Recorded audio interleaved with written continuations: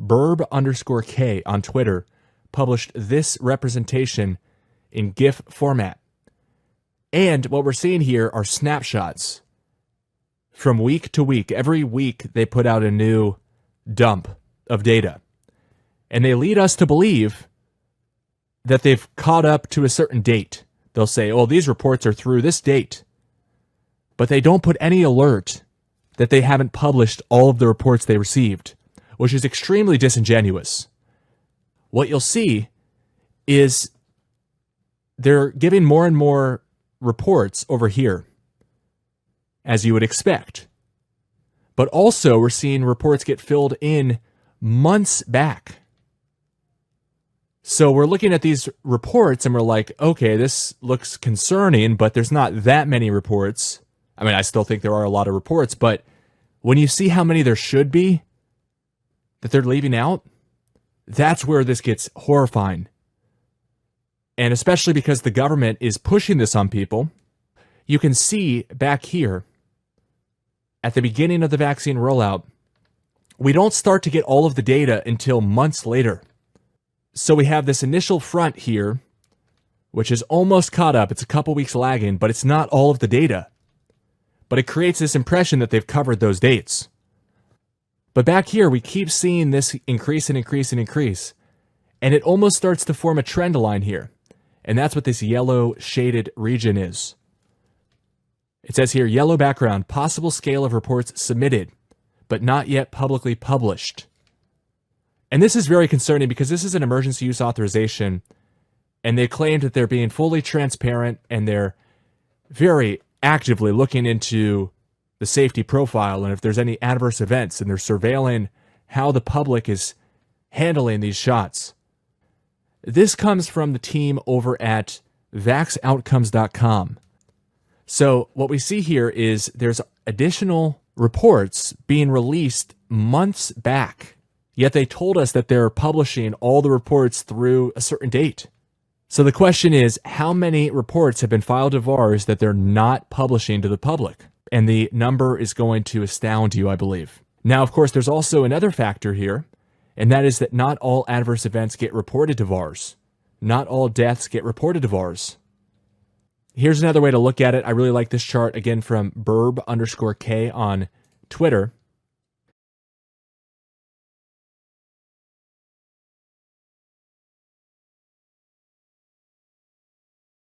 This is the daily vaccinations over time. It just goes up and up and up and up and up.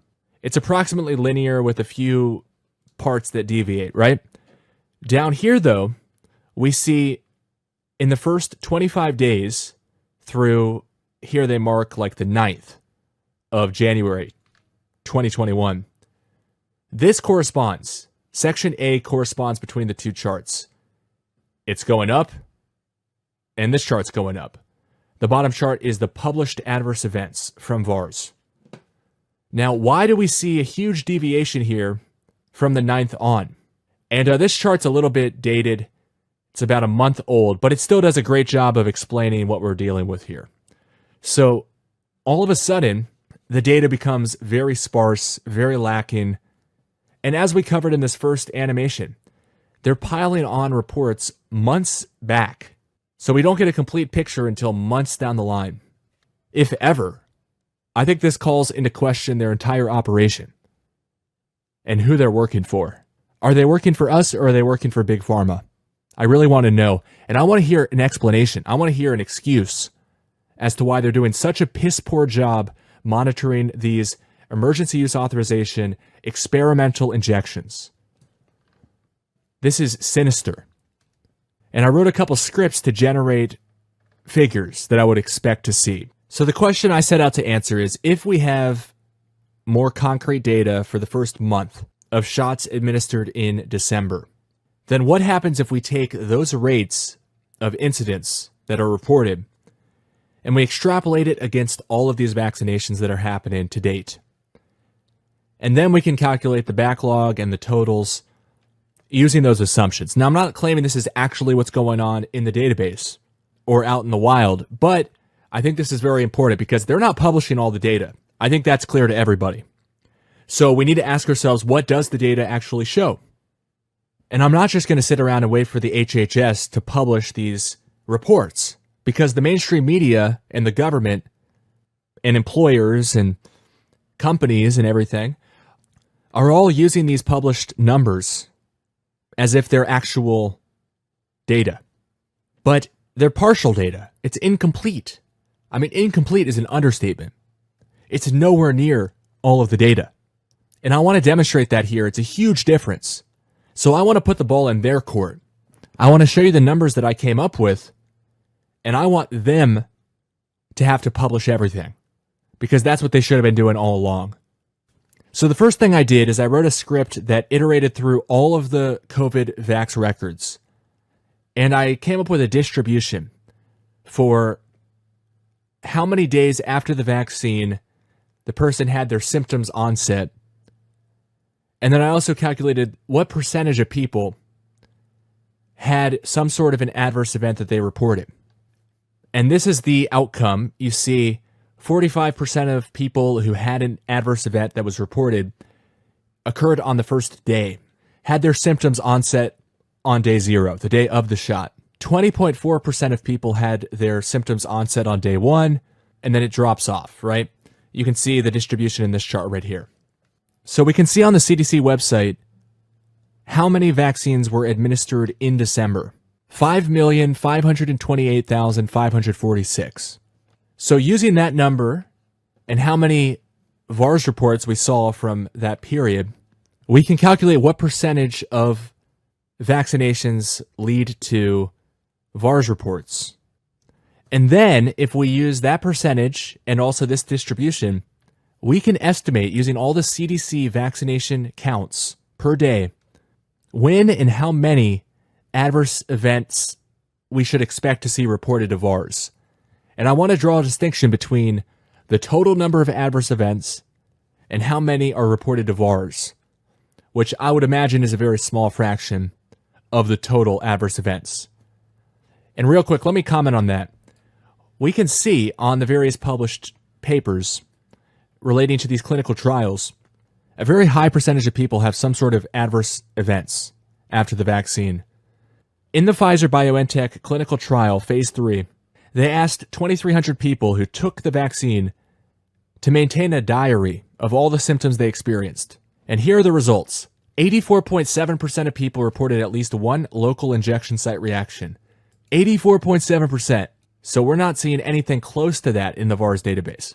And then as far as systemic reactions go, 77.4% of people reported at least one systemic reaction. This is straight off the CDC website. Then if we look at the Moderna FDA briefing document, we see that 94.5% of people had some sort of an adverse reaction after any of the injections. Let me show you that. Under the safety section, in the vaccine group, 15,000 people is the sample size, solicited adverse reactions after any injection, 94.5%. So we're not seeing anything close to these numbers in the VAERS system. So it says 92% of people had some sort of a solicited local adverse reaction. 9.1% of people had a grade 3, which is a severe solicited injection site reaction. 82.7% of people had a solicited systemic adverse reaction. And 16.5% of people had a grade 3 or 4 solicited systemic adverse reaction. Grade 3, again, is severe. Grade 4 is life-threatening. So these are huge astronomical figures for adverse event rates. It's only a small fraction that end up reported to the VAERS system. And then they're only dripping out some of those. They're not publishing all of the ones they get right away. It seems very disingenuous. It seems like a psychological operation how they're dripping these out and pretending like they've put out all the data.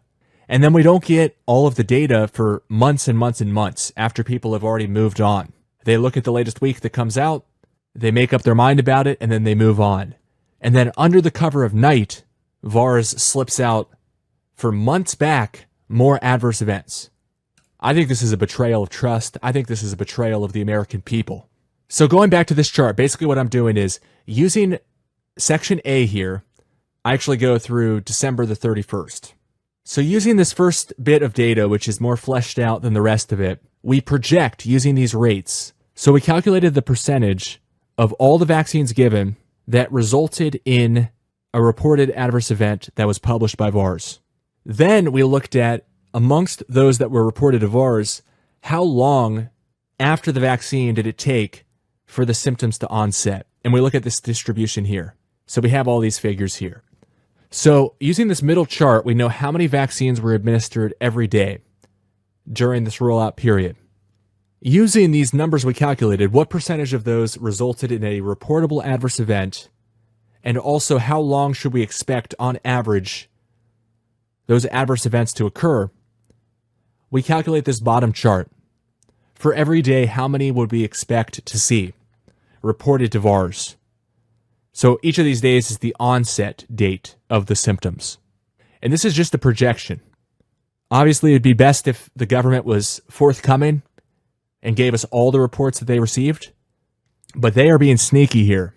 They're just dripping these out. This is a betrayal. So let me show my screen again here and show you what we came up with for estimated numbers per day up until today, the 27th. That takes us to 834,660. They've only published 1/10 of that, meaning, according to my calculations, with my assumptions, 90% are being sat upon. Now, I can't tell you the exact number. I mean, I kind of get these vibes like we're guessing how many jelly beans are in a jar or something. It's an imperfect science. But the key point here is that using some very simple math, we can demonstrate that a significant portion of the reports are not being published to the people. This is the shape that I would expect to see, right? Let's go back to this picture. This bottom chart is the shape I would expect to see. And then look at the top chart. It's totally diminished. They're not telling us what's happening, people. They're betraying us. They're keeping it to themselves. And it seems like they're rolling this out to minimize the jarring aspect of having huge numbers of adverse events reported, which is the whole point of the VAERS system. VAERS stands for Vaccine Adverse Event Reporting System, not Government Big Pharma Apologist System. And it seems like they're doing the bidding of Big Pharma, making these vaccines seem safer than they really are, by withholding information that the public deserves to know. This is criminal, in my opinion. And they don't even put a disclaimer when you download the VAERS data. Oh, heads up, we're only releasing about 10% of the total. No. They say data through 4/23 or something. You know, it seems like it's pretty up to date. They're misleading people. This is a violation of the Nuremberg Code. Point number 1. They're understating the safety concerns. The Nuremberg Code is the most important document in the history of the ethics of medical research. The code was formulated 70 years ago, in August 1947, in Nuremberg, Germany, by American judges sitting in judgment of Nazi doctors accused of conducting murderous and torturous human experiments in the concentration camps, the so-called doctor's trial. It served as a blueprint for today's principles that ensure the rights of subjects in medical research. The 10 principles of the code are: First, the voluntary consent of the human subject is absolutely essential. This means that the person involved should have legal capacity to give consent, should be situated as to be able to exercise free power of choice, without the intervention of any element of force, fraud, deceit, duress, overreaching, or other ulterior form of constraint or coercion, and should have sufficient knowledge and comprehension of the elements of the subject matter involved as to enable him to make an understanding and enlightened decision.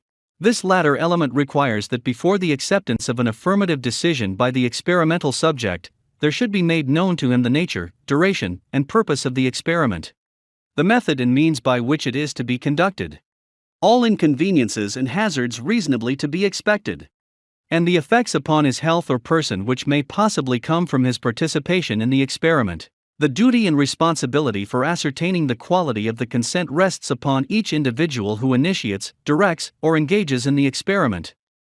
It is a personal duty and responsibility which may not be delegated to another with impunity.